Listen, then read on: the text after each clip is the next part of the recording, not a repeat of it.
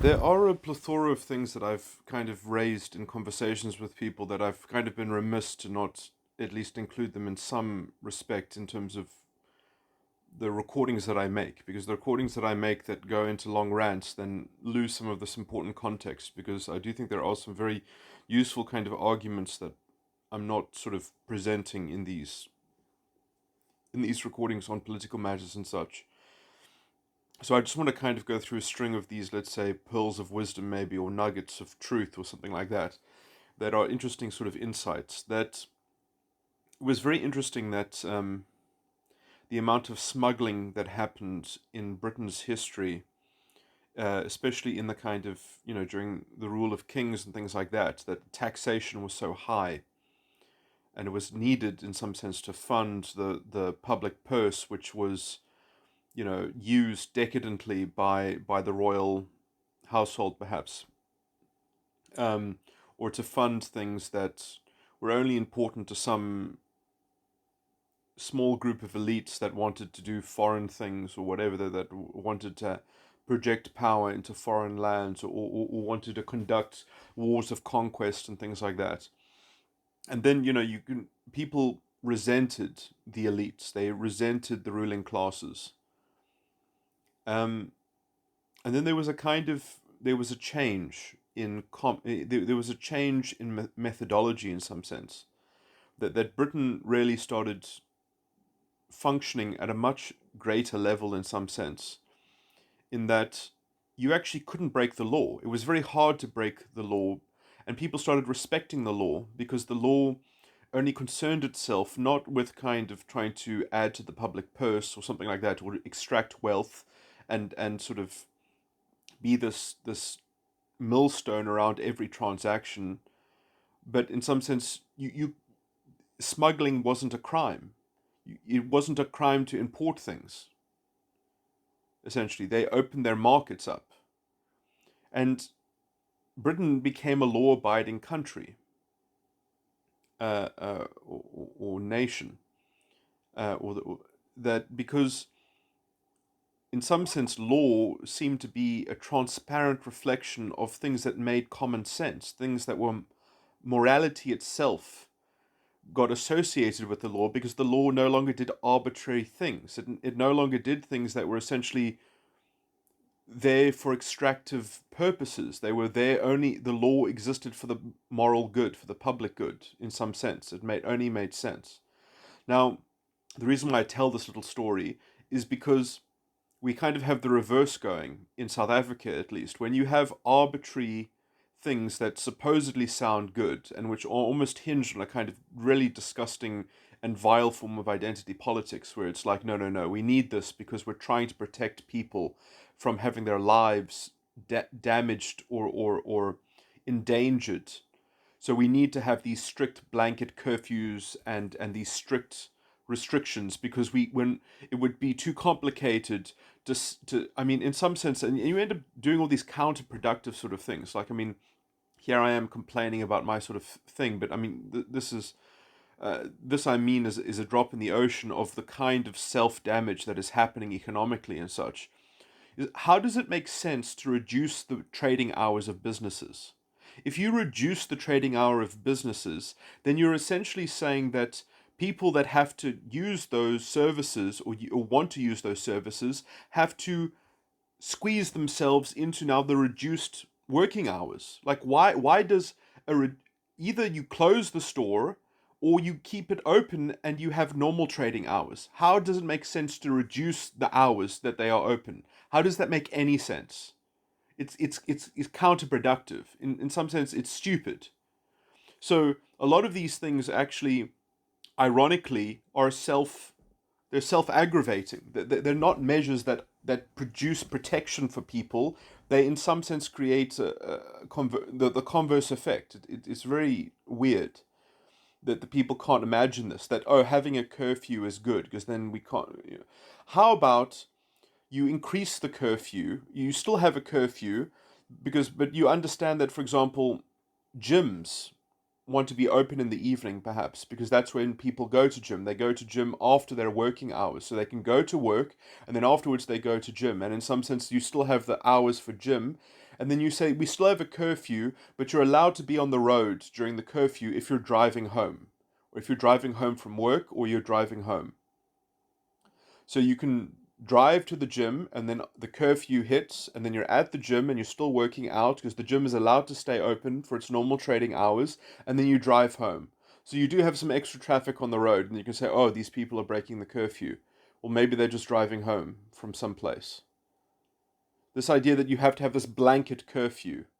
Why can't you just have it as a qualified curfew that essentially you can't be on the road unless you're driving home, and then you can still have police officers doing their job and stopping people and asking them, where are you going? It looks like you're going to a party. You're not supposed to be going to a party. There's supposed to be a curfew if you want to have that. But I mean, in some sense, the idea that somehow, no, we just need these blanket restrictions because then, you know, because then across the board, because somehow that makes the administration of justice easier. Well, it might make the administration of justice easier, but it makes everybody else's life harder for no good reason other than just saying, well, we should all suffer equally, or there should be some kind of lowest common denominator because that's the easiest way to administer justice. But this is not justice. That's my point at the beginning, is that arbitrary restrictions are not just because you do it supposedly with a good intention, just because you're trying to do the right thing, in inverted commas and inverted commas. Trying to do the right thing. Are you actually doing the right thing? Because hypothetically trying to do the right thing is fucking not good enough. It's not justified. It's not rational. You can say that, like, well, there's a legitimate government purpose that is hypothetically rationally being achieved. Well, what about my constitutional rights? What about my bodily autonomy? What about my liberties and things like that?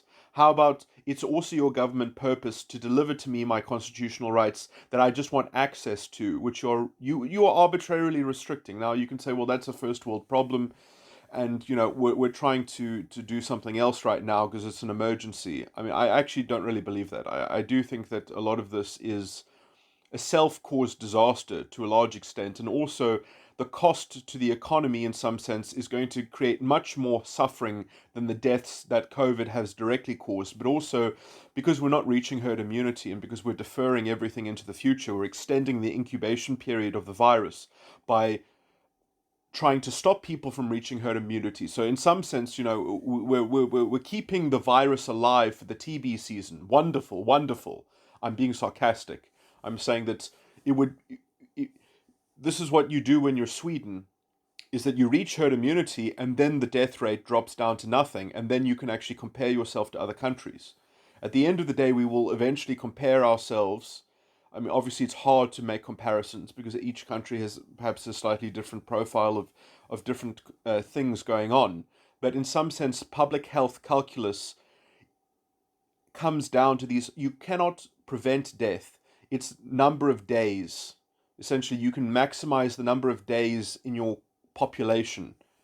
So every opportunity cost, every choice of policy that you make, you understand that you are having effects that are going to impact on people's lives. That children being antisocial, children being restricted and tied down, that also has a cost to public health. That is also going to mean that they will statistically live less because they've got now more anxiety and stress in their lives, perhaps, or something like that. Everything has a cost in days.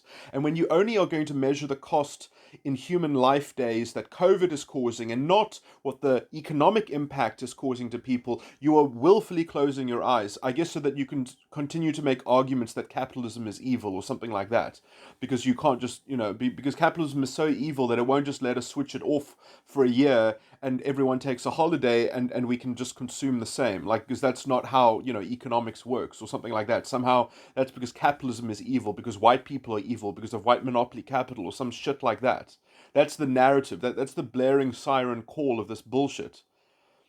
That because we're not willing to actually care about the pragmatic administration of responsible governance, and actually looking at everything in the round, because we're not willing to do that, because we'd rather be hyperbolic, because we've been radicalized by identity politics already to just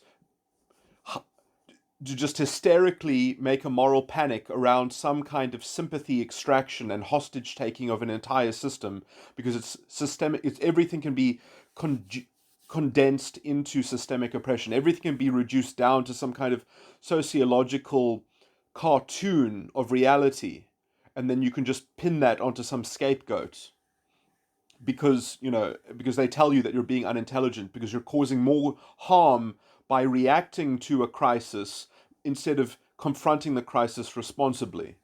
So we have this kind of crazy uh, um, overreaction and overreach. And in some sense, you can see why they're doing it because they already don't have any political credibility. So at least they can pretend that like they're flexing their muscles. They can pretend like, oh, I'm the strong authoritarian tyrant and I'm doing it for your own good. So just get on board the bandwagon and shut up.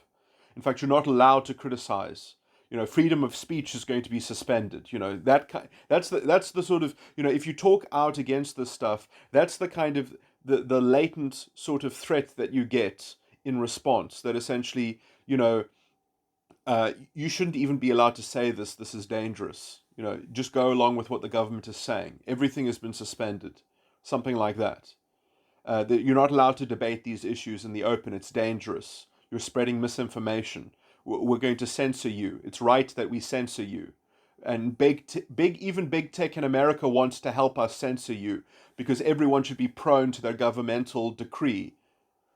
I mean, this is what an open, liberal, non-racial society looks like. And it's none of those things anymore. And why is it none of those things? Because of the ANC, unaccountable political, institutionalized corruption, and judicial mismanagement as well. Because we've got poisonous judgments out there. We've got poisonous judges that don't understand their duty to the Constitution, and they instead understand their duty to the prerogative of the governmental nexus of prerogative between the executive of the ANC and the executive of the government of the ANC, which are somehow two different seats. The NEC has a prerogative, the leader of the NEC has a prerogative, and Cyril Ramaphosa has a constitutional sort of prerogative.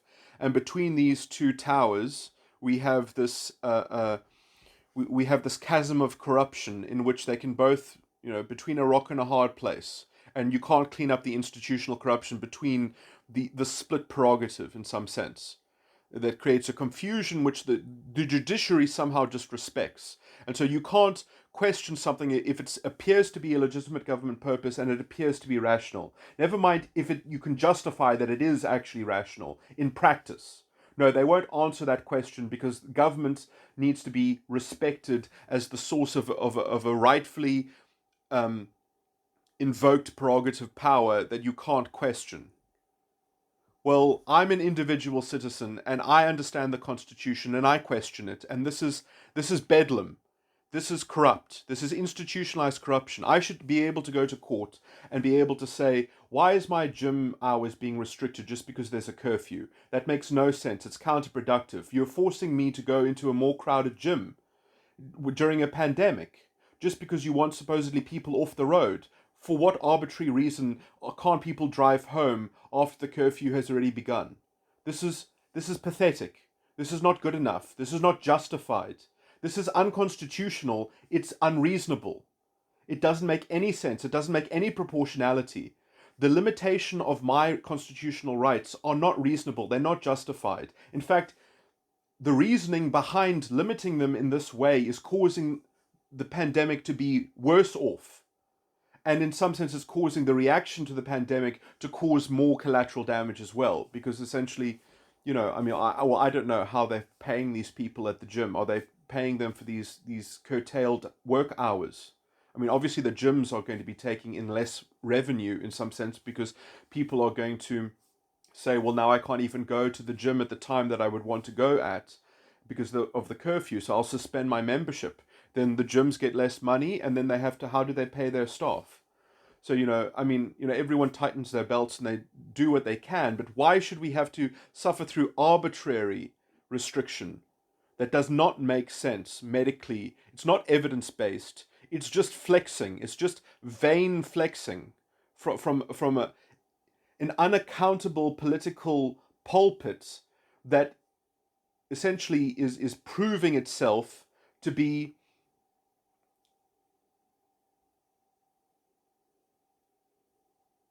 I mean it's almost like an inflation of and an escalation of illegitimacy. That the more illegitimate their rule, the more immoral their rule, the more flagrant they are in essentially demanding compliance for things that have no basis attached to them. Why can't people use the beaches? And you just say that if you use the beaches, you cannot gather on the beach. You cannot gather around other people on the beach. You should. I mean, surely there's beaches are the type of things that it's actually possible to give people a wide berth. You could say that you could say that there's going to be capacity at beaches or something like that. There are other ways of doing these things. Um, but the idea that no one can use the beach. I mean, again, like, how does this make any sense? It doesn't. I mean, it makes sense in one case. It makes sense in the case in which that you need to stop people from densely congregating on beaches with strangers and being close to one another and rubbing up against each other's shoulders. If you want to slow the spread, I don't think that it's even that useful to slow the spread. We should increase the spread amongst healthy people that are not vulnerable so that we can reach herd immunity faster, so that we can actually then protect the vulnerable. That is the theory of Sunepta Gupta, Professor Sunepta Gupta of Oxford. That is the kind of advice that Professor Leonidas was talking about in February.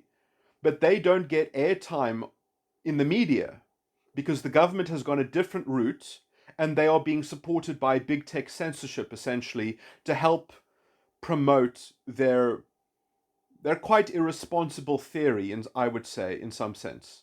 I mean, look. I know that you can always get experts to line up against anything in the sense, but I do think that if you listen to the contrarians very carefully and you hear them out instead of just making a mock 5 minute debate, in which it's very easy to pull out these flashy things, but when you actually listen to the hours and hours and hours of Professor Leonidas's um, pandemic, so going through the evidence-based stuff. And obviously it's harder for him to say how we're reacting to COVID is bullshit because you can't predict the future and he might be wrong. And so you always have to be responsible and put caveats to everything. But everything we know about COVID viruses, everything we know about this family of virus, everything we know about immunology, we know a lot of things about this kind of thing. This is not the Black Plague. This is not botulism. We know something about this class of things. This is not actually a very serious pandemic, actually. A serious pandemic are pandemics that kill children. This virus essentially does not kill children. The Spanish flu killed as many children as it killed adults, essentially. The children were just as vulnerable as the adults were. This is not the case in this virus. This is not such as, if you even look at the numbers, you will also realize this, that people talk about excess deaths. Well, how many deaths are there in the flu? And then essentially you see that essentially this is as bad as another. This is a flu on top of a flu, and we're making it worse because when you slow the spread, you are giving maximum incubation time for the virus to mutate. Because if you slow the spread, it means that over the course of, because it still has to go through the population. You still have to reach herd immunity. You either do it through vaccines or you do it through natural, measures or whatever. And probably we know essentially half the population is already basically immune to it. Half the population is already, well, not immune, but asymptomatic. So it doesn't even affect half of everyone. Obviously, some people that are asthmatic and that are vulnerable and that already have pre-existing conditions, they can be overrun in some sense. But thank goodness it doesn't kill children. I mean, obviously, some children will die because but I'm saying in general, we have to understand public health is about the numbers. It's about the species. It's about the whole population. I mean, do you know how many people die every year just from the normal flu? I mean, but mostly the people that die from the flu are elderly. They are people that are at the end of their mortal coil, essentially. Um, so, or people that are very, very sick, that were already dying of something else. Those are the types of people that die to the flu. Um, Now, it used to be that you heard, I mean, I used to hear stories, oh, did you hear that guy? He got pneumonia and he died and he was 50 years old. Oh, you hear that guy? He got people have these, and now you hear the same kind of stories around COVID as if people never used to die before. It's this is a confirmation bias. People cannot see the wood from the trees anymore. Public health is a different calculus. It's not like the government is not your personal doctor trying to keep you alive. That's not how public health works. And we have literally caused more damage to public health from the reaction to COVID than from the virus itself directly. We really have to get to grips with that. How much human carnage has been created? How many people have died because they haven't been treated, because they haven't had elective surgeries, because they haven't been able to go to hospitals, because we haven't responsibly tried to reach herd immunity? So we now have got this latent brush fire that keeps on resurging because we can't. I mean, this is you quarantine the vulnerable and everyone else gets herd immunity. That's what you do. And you also try to work towards treatment. I don't know why they keep on using ventilators. I thought that it was general knowledge already that you have to use a protocol around essentially, what do they call it, cyanide poisoning. Because essentially it's a chemical. What COVID is doing is you can't oxygenate your cells in some sense, but it's more of a kind of, it's like a chemical impingement that you're literally, there's something about the hemoglobin or whatever that can't absorb the oxygen. So you need to use a protocol that's sort of similar to that mimics the action of when you're treating cyanide poisoning. Pumping air into the lungs is not helping when the chemical when you don't have the chemical sort of hemoglobin action that would uptake the oxygen. So I mean, this is why people with asthmatic lung conditions are particularly vulnerable. Um, but yeah, I mean, so bootstrapping these kinds of, so I don't know why they keep on talking about putting people onto ventilators. I mean, in some sense, it is, well, I mean, when you get to that, I mean, this is why they don't even like to put people onto ventilators unless you're under a certain age, because they just say, well, you're destined to die anyway at that point. But in some sense, I mean, it is true that I think smoking is a huge. I mean, all the big outbreaks that happened, all the hotspots of deaths, in some sense, were all places that had a lot of air pollution. Essentially, I mean, this is why there was that hotspot in London, for instance, um, because essentially these are people that have been poisoned for a long time. Their lungs have been taken strain for a long time. Um, and so and then especially also because the different forms of immunology, this is too, because we don't even understand all the different types of immunity that exist within, because people have completely different physiologies. So some people are, let's say, immune already. They have a kind of natural immunity from something else. I mean, they've like at least three different ways to have a natural immunity. You can have a natural immunity because you have a COVID virus in the last 5 years. Some people essentially can only get a COVID virus once every 5 years because that's how their immune system ticks over. That when they defeat a COVID virus, they've got antibodies that are generally good for any COVID family virus for the next 5 years, which is why, for example, we had that little 2 years after swine flu, there was a whole group of people, and 3 years after swine flu, there's another little resurgence of swine flu because all the people that had the 5 year immunity, because that's how their immune system works, kind of they had to catch up to everyone else because we all have different unique, well, not completely unique, but there are lots of different strategies that physiology has. Some people's immune systems work completely differently from other people's immune systems. And some people also have a much more. There are weird things that happen. I mean, in the same way that you have a kind of epigenetic sort of thing, some people actually help other people gain immunity. It's a really weird kind. I mean, well, a lot of this can perhaps be a little crazy and theoretical or whatever, but there is a slight problem with saying everyone must wear masks and everyone must disinfect their hands and we must slow the spread of the virus, because do you know what you're actually doing then?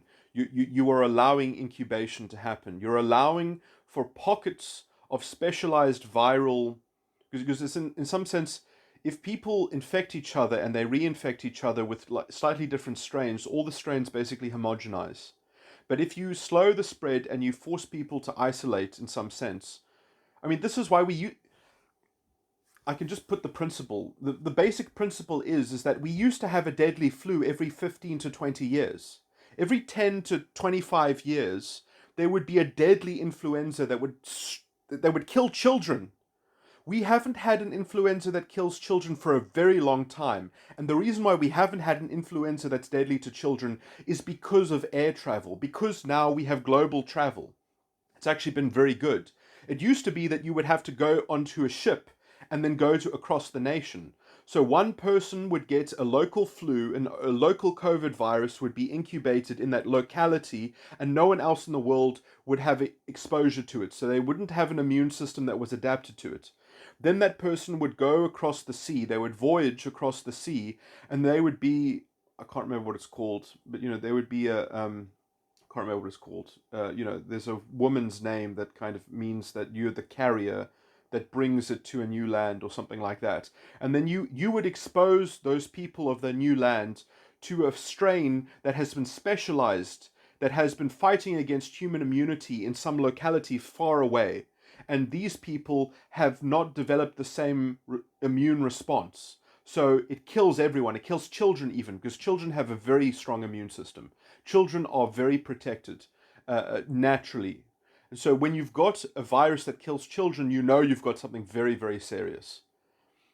And we would have this every 25 years in the West, even. There would be outbreaks of deadly flus that would kill children.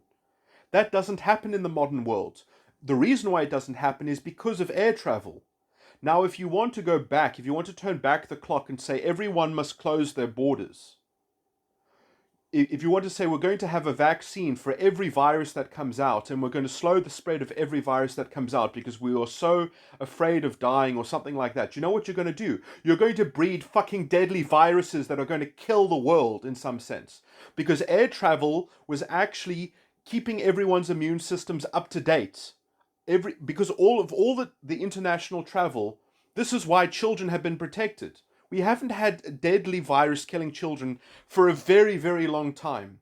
We've actually increased public health across the world because of having international borders and things like that. In some sense, to understand what we should do in order to minimize this is we should try to put pressure on China to close all the wet markets, or at least to stop the wet markets from butchering weird animals. Because if you at least condense the consumption of animals to particular livestock or something like that, look, we're always going to be, look, mad cow disease is a problem because it was a virus that affected cows. So we are prone to the things that we eat. If something infects the things that we eat, then we become vulnerable to it. So if we at least, let's say, look after the things that we eat and we keep that into a certain bounded set of animals or something like that, then we can limit our exposure. And China is a bit of a mixed bag here because they don't mind experimenting. They don't mind eating a little bit of everything. And that is dangerous in some sense. I mean, if you want to believe that this came out of a wet market. So in some sense, that is where novel viruses come from. A lot of the novel viruses come from China, essentially because of the wet markets, because not only do you have human contact with animals that have their own viruses and therefore exposing humans to new strains of things that are going to perhaps jump the divide between species, but you have animals exposed to other animals. So you perhaps have a bird flu becoming a swine flu that then becomes a human flu. So this is why it can be useful to divide animals up to some degree, or at least to not have them be sick as well. Anyway, but if you actually wanted to deal with the cause of this, that's how you would deal with the cause instead of trying to mop up the symptom. Because when you just try to treat the symptom, you end up creating a bigger fuck up, which is exactly what we're doing now. Because we're really right on track. I mean, look how fucked New Zealand is now. New Zealand, in some sense, never experienced the virus. They can never open their borders again. I mean, if they really want to go down that route, they can never fucking open their borders again. Stupid people. Oh, how clever they are that they completely ducked the whole virus. Well, now they're going to have to stay in Ireland forever. They're going to be in isolation forever. I mean, it's not sustainable. It's pathetic. It's stupid. Sustainability, intelligence. You need to actually have a thought about how these things function in practice. Not just, oh, we're trying to do the right thing. Because there was a political crisis in America and in Britain, or rather in Europe. Why did this COVID crisis come up? Why did it come up? It probably came up because the Democrats didn't like Trump and because the Europeans didn't like Brexit. And this is how they got back at them. That's my conspiracy theory. Well, that's the only excuse that I can come up with why journalism is so fucking corrupt and how they've been radicalized by this identity politics trash. Because now everything is a blaring fucking narrative about hysterical climate crisis and all this bullshit. While they ignore pollution, we can bitch about carbon entering the carbon cycle, which is a completely natural cycle, and we can completely forget about all the pollution that's killing the ocean, which is actually a really serious problem, but somehow corporations don't really have to worry about that too much, because carbon's the fucking boogeyman. And yes, climate is changing, and that's because we're coming out of the little ice age. And climate has always been changing. I mean, how many thousand years ago did Egyptian agriculture fuck up? I mean, Egypt used to be the breadbasket of the Mediterranean civilization. It used to be the breadbasket of Rome. And then Egyptian agriculture finished. Why did it finish? Was that man-made global warming? Was that carbon causing global warming that ended Egyptian agriculture? No, the climate fucking changes. Get over it. This is perverse, politically funded misinformation. You cannot write us. If I wanted to be a climate scientist and I wanted to put forward a theory that tried to debunk climate science, do you think I could get funding? No, I couldn't. The whole thing is a politically rigged mess. It's all fake news, essentially. In fact, listen to the people who are now old enough and they're no longer funded by these people so that they have a free mouth to talk about it. Listen to the people who invented the modeling software, who literally designed from nothing. They invented the computer models that model supposedly climate science. Do you know what they say about the climate science models? They tell you they're misusing the technology. They're misusing the things that other people made because these people don't even understand what they're doing. They're so blinded by their own politically perverse incentivized structure that tells them that if they publish a paper on climate science, they get funding thrown at them. And if they say that they're trying to publish something that disproves climate science, they get kicked out of the academy and they get shunned by these. Anyway, this is the world that we live in, of censorship and control and thought control, I might add as well. This is all bullshit. A lot of and no one will. Oh, I'm a Trump supporter, so don't listen to me. You know, this is the kind of fascistic new world order, brave new world that we live in now, and you know we have to suffer from it in my country, with a government that's literally shooting itself in the foot, while promoting, in some sense, retaliation against anyone who pushes back against this disgusting and decrepit decline into more and more overt proto-fascism and identity politics bullshit. Because that's all journalism wants to push.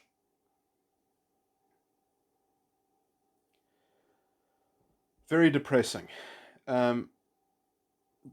Especially in South Africa, because we actually solved all these problems. We had a legal tradition that was the best legal tradition in the world until it was corrupted by this ANC institutionalized corruption. And we've got these judges who are basically identity politics proto-fascists. And I'll make my threat again because I like making this threat. that if there is a calamity in this country, if there is a genocide in this country around identity politics, these judges and these journalists and these academics, these race and gender studies people, that all should have been thrown out and being charged with criminally for constitutional damages. These people should be shoulder to shoulder in the dock in the Nuremberg trials, because essentially we don't have to talk about human rights. We can talk about South African constitutional rights. These people betrayed the values of the Constitution. They betrayed non-racialism, and they were not held to account because it was politically convenient and expedient for the ruling party of the day to get away with its political unaccountability by leaning into this proto-fascistic shit. And then we've got the ANC and the EFF, a hard place and a rock to destroy democracy with, to destroy an open, liberal, democratic republic that was based on non-racialism, and the hope of the new South Africa that was destroyed by racists and prideful people that didn't know what they were doing and that they would not be held accountable for their own corruption. Because the ends justify the means, because they have to be tokens of affirmative action or something like that. Because they weren't willing to make affirmative action properly. They weren't willing to target disadvantages. They wanted, in some sense, something that they could give to their political cronies and the well-to-do and the well-connected. And they have gutted the opportunity for growth. They have decimated an economy. They have pushed us over the fiscal cliff.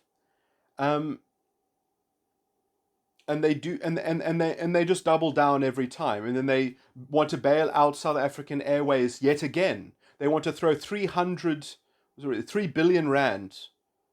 I think that's like $300 million or something like that. No, I can't do math. It's probably, I think that's $150 million.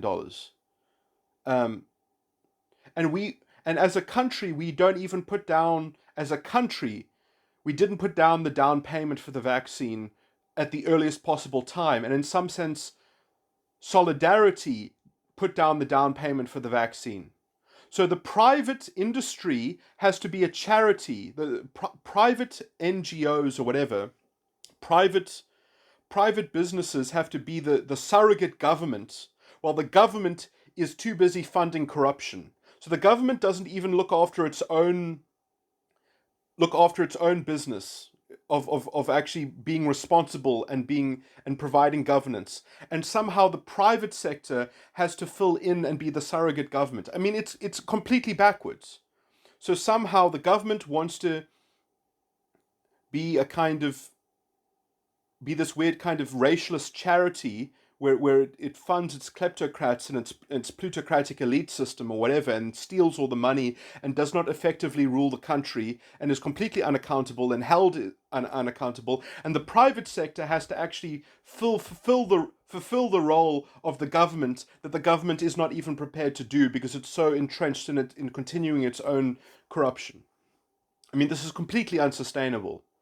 Everything about it is unsustainable. In some sense, I mean, I must say, I do actually question the legitimacy of the voting. I actually I don't know if I believe that as many people as they say are voting for the ANC are voting for the ANC. I mean, perhaps, I mean that's pure conjecture on my part. But in some sense, I feel like there is enough blind obedience and support, and there's enough money in politics, sadly, that I think that it's questionable. My solution to this is that I think that people should be able to publicly register their vote. They should actually, I want my vote to be made publicly. I don't want it to be private. I want it to be public. I think people should be able to apply to have their vote reflected on some kind of public registry that they voted for this party at this election. Not automatically that you have to apply to make your vote public, because then at least you know that who you voted for got that vote. At least then there's some kind of accountability in the system, perhaps. Anyway, that might be one way to kind of move. I do think that essentially having public records of voting might be, in some sense, how we upgrade everything in some sense. I mean, obviously that historically, the reason to keep the vote private is because you don't want people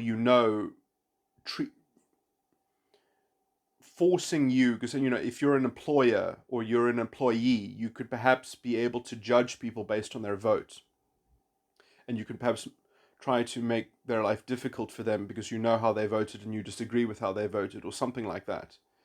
Um, so it is perhaps a bit touchy, but in some sense, I think that that can also be how a democracy grows up to some degree. But anyway, or I mean, anyway, it's not this is not a clear cut solution to the problem in some sense, but it's, I guess I put that out there as an open meditation, that there is something weird about demanding a kind of,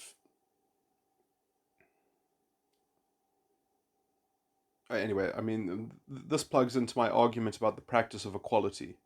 But anyway, this is a strange, confected theme to kind of bring up, but this is a start of a whole new complicated set of issues, and I probably have irresponsibly made that suggestion. I don't think that that suggestion is a silver bullet by any means, but in some sense, I think as a model kind of issue, it kind of shows the moral and pragmatic sort of mix of problem that you kind of have to be able to deal with in order to maybe progress the country forward. I do actually think that the most responsible political solution would be is that how the ANC governs itself, I think, is itself fundamentally corrupt and is incompatible with the constitution, because the president of the ANC needs to have no prerogative power held above him. You cannot have a leader of the NEC being able to order the president of the ANC about what to do. That is a bit of a that's fundamentally unsound. I think that's fundamentally undemocratic as well, because the president needs to be able to potentially go to court and justify why the policy is relevant. And in some sense, he can't do that because he's not responsible for the policy, because he can say, well, I was told what to do. And that isn't good enough, because you might need to justify the government policy. It's not good enough just to say that it's a legitimate government purpose and it's rational. It has to be rational in practice according to the constitutional framework, which means that you have to balance things properly. You can't just rest on your prerogative. That's not good enough.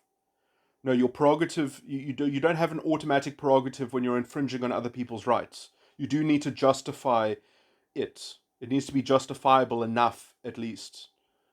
The limitations clauses and cases. Uh, the point is, though, is that the end of this thread is that so we should have a government of national unity. The original government of national unity lasted 2 years. That was much too short.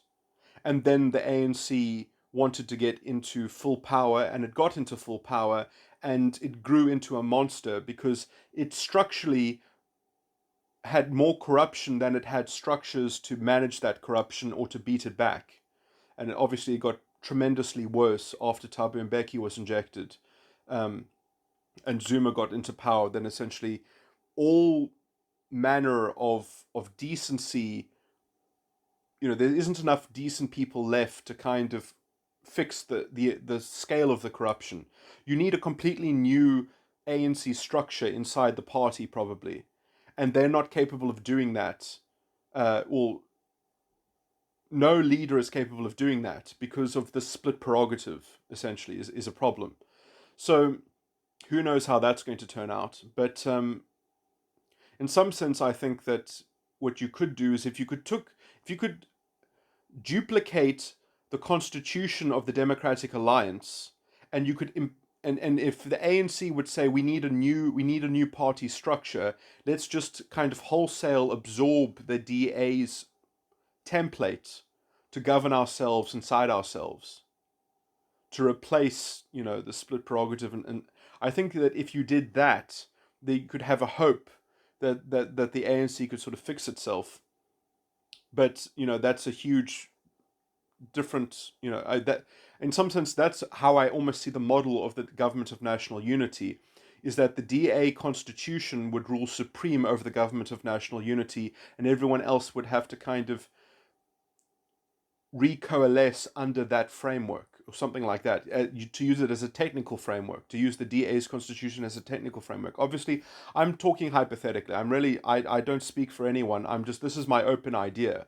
But I do think that in some sense, the problem is that the original government of national unity lasted too shortly, and the wrong people got into power, and also, anyway. It might be too dangerous to have a government of national unity, because you wouldn't want to take everyone in the ANC into the government of national unity, because too many of them are so obviously corrupt. Too many of them are so obviously connected into entrenched money, power, stealing and sharing and favor, influence peddling, as it's called, and extraction. The ANC is so parasitic, it's so functionally, it only lives on parasitism. It is purely a destructive force, and it is also an ideologically destructive force, as it tries to disguise how destructive that it is. So how you move forward, I don't know if it's possible.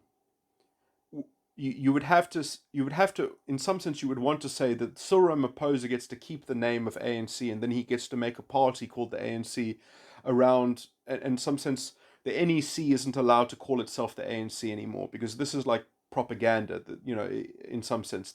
Why do they get to inherit that name? Just because Zuma managed to oust Thabo Mbeki? Why does the cadre system behind Zuma get to inherit the ANC, and then they got a new front man? So after Zuma, they got Cyril Ramaphosa to be the new front man, and he's doing wonderfully because he's playing all sides. And who knows how much he really cares about identity politics and how much he really cares about reconciliation, because he's certainly said enough two-faced things. I mean, in some sense, it's very much the same as the two-facedness of the EFF. I mean, Julius Malema will half the time say something that sounds like he cares about reconciliation, and then the half the time he'll say something that sounds like a latent threat, because he just wants complete compliance. He just wants he just wants a more radical and naked form of authoritarian centralization of power and control over the lucrative parts of the urban economy, while he tries to say, well, everyone else can just go to the countryside and be subsistence farmers. It's all the while perpetuating essentially a failed growth program. We've never been able to grow as a country, essentially, because the state has grown so inefficient and fat, and it systemically is so institutionally corrupt. And somehow they say that all the problems are to do with neoliberalism and capitalism. I don't actually think that at all. I mean, in some sense, it's the collusion between the state and big business that is really the poisonous part of economics. If you remove that and you allow people to be able to incubate in enterprises off the ground and organically create things, rather than creating these weird kind of token developmental businesses. I mean, if people are poor and they've never known anything about commerce and economics, they should not be necessarily creating their first business from nothing. They should become an employee first. They should work at a place. They should see how commerce works by being around it. And then, just because your first job should not be the job that you die at. We need to have a vibrant, but somehow there's this mentality that you need to be given a job that has dignity, that pays well, and that you die in that post, and you never, somehow there's no such thing as dynamism. There's no such thing as learning a skill and growing and developing and having a starting job and progressing into new jobs, because all these industries, all these opportunities are essentially, they don't exist anymore, because we've cut off the small man. We've cut off the small and medium businesses to a large extent. There's so much red tape. There's so much obstacles. There's so much color counting. There's so much perverse incentives, because you can't actually hire black professionals. I mean, I'm talking generalistically, but if you're a small business, it's impossible to hire a black professional, because you'll have to pay them a premium in order to keep them. Because if you give them experience, they're going to get headhunted by a big company. And this is how the small company can never become a competitor to the medium and big company, because they can't gain any traction, because there's too much red tape, there's too much regulation, there's too much, well, you don't have enough people of the right color skin. And so there's no innovation. You can never have competitors that actually offer a better service at a lower price, because you have to be a big business, or because you have to have an HR department. You have to put up with all this bullshit. You have to have lawyers. You have to have compliance officers. There's too much regulation in the state, and it just destroys everything. And so we live in a wasteland. We live in a wasteland created by these so-called progressive liberal people who are basically proto-fascists, that are shooting us all in the foot so that they can prove that their narrative is what must win out. It's disgusting. It's a it's like anyway, I can make more and more historical parallels to Weimar Germany, and they're just more depressing. But essentially, this is why we have a failed state. Is because the institutionalized corruption in the ANC, the institutionalized corruption in journalism, the institutionalized corruption in the judiciary, all of which together creates also a poisonous political atmosphere, poisonous political arena and environment, where you can't actually talk about the actual issues that matter in a constructive way, because it just turns into race baiting, political toxicity. Everything just devolves into race baiting. And then who wins then? Then somehow a combination of the fascists in the ANC and the fascists in the EFF. Some combination of those people win, and they gain ground. And we don't have constitutional rights anymore because of this COVID crisis, which, again, I still have trouble seeing that this crisis is any worse than swine flu was. Swine flu also overpowered the hospitals. There weren't enough hospital beds during the beginning of swine flu, and it was actually quite touchy the first few months of swine flu as well. But it wasn't covered the same way. Journalism didn't cover it the same way. And in some sense, slowing down the virus, I think, has exacerbated it. It has made it more problematic because we have not reached herd immunity in some sense. And we've drawn it out. And we've probably increased the death toll because of drawing it out. Anyway. Sustainability.